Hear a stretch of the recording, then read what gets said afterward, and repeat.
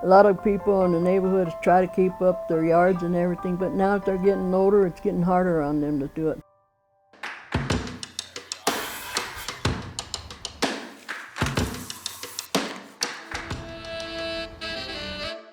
I'm excited to be out here today in the Swansea neighborhood. We're doing another project in the Globeville neighborhood. What we do through Extreme Community Makeover is we are a nonprofit where we work in 8 different neighborhoods in Denver. So the Globeville, Elyria, Swansea neighborhoods are 3 of those 8 neighborhoods. And really our focus is to work with residents in those neighborhoods on outside home or neighborhood improvement projects that are doable with volunteers.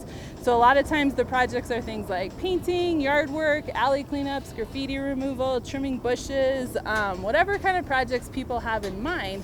And how we typically identify those projects is we adopt a block at a time, with the goal of really it being a team effort between all of you as the volunteers and the residents, saying, hey, we can really, let's work together on these projects. We can get things done a whole lot faster and more effectively than everyone just doing projects by themselves. But it's also really about building relationships with people. They're helping me reset the front fencing because the wood was so old, it was twisting and it had popped up somehow or other. I'm really excited about partnering with the Colorado State University, the Spur campus, of really trying to say, hey, we have this project that you guys are all working on and building out the National Western Stock Show, and really wanting to be good neighbors and getting to know the residents here in the area where this project is happening.